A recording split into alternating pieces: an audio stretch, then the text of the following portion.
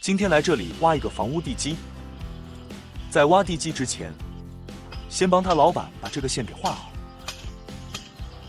我们一般挖地基都会主动跟老板说，放线的时候只放一根线，这根线就是中线。挖的时候用中间这个斗尺，沿着这根线挖就可以了。还没开始挖地基，这个拉水泥的车就陷下去了。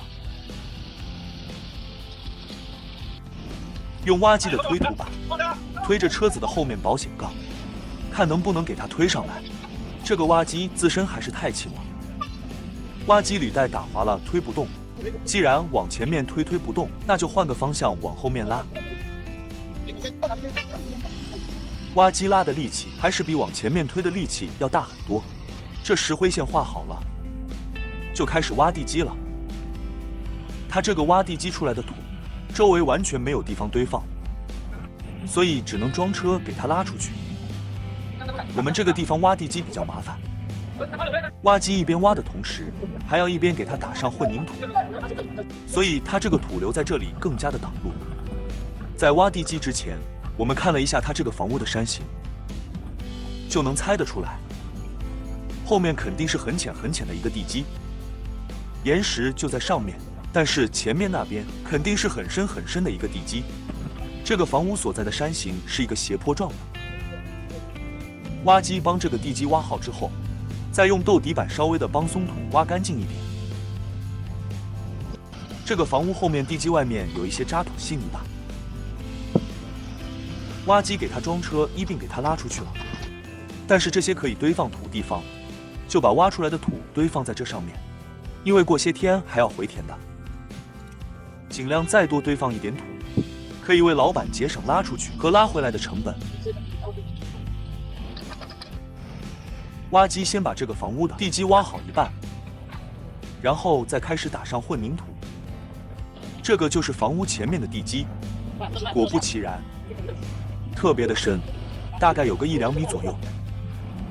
反正前面这个地基无论多深，都必须给它挖到硬底上面，挖到岩石上面，不然房子建好以后可能会裂开。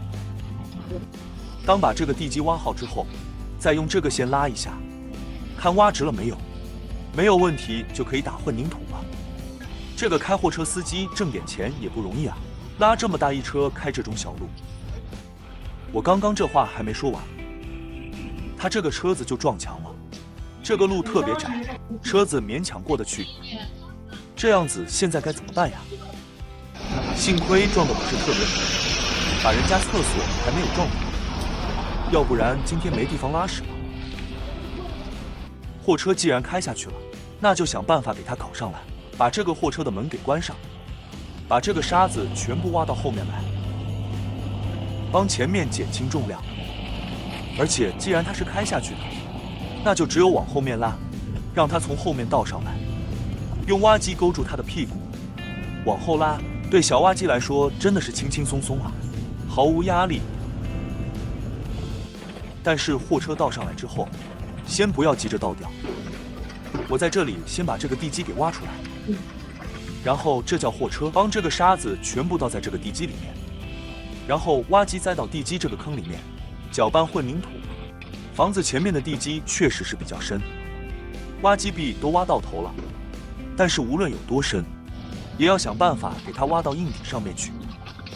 房子这个角落是最受力的地方，压力最大。地基挖好了，先把这个沙子倒在上面，最下面这一层混凝土先要搅拌一点，湿掉倒下去，上面打上一层湿料之后，这就可以随便搞了。把沙子水泥全部搞里头，就这小小的一个坑，就倒了10方的沙子进去，然后所需要的所有混凝土全部在这个坑里面搅拌，这样所产生的浪费是最小的。混合沙在坑里面搅拌成湿料，它不会流得到处都是，搅拌完了之后拍平就可以了，一点都不会有浪费。这条货车刚刚差点侧翻的路，他们不敢开了，于是老板刚刚花了600块钱，请我的铲车来一混合沙。地基里的混凝土打完之后，继续挖地基。对于这些可以堆放在里面的土，我就直接堆放在里面算了，为老板节省成本，为我节约时间。这个房屋中间的结构，很多地方全是镂空的，所以地基需要挖的地方也不是特别多。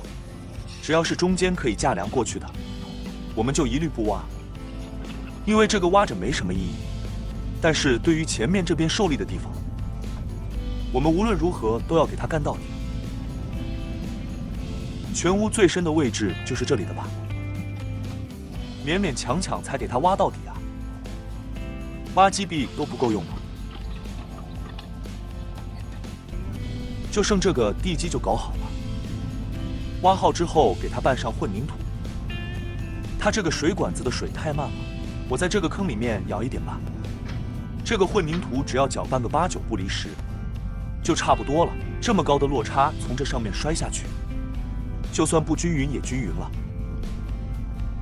搅拌完了之后，非常优质的混凝土 C30的标准，这个房屋地基就算是全部搞完了。挖机包挖包打混凝土，总共才是1400块钱，价格是相当的优惠啊！大家觉得我们这个地基打得怎么样？欢迎评论留言。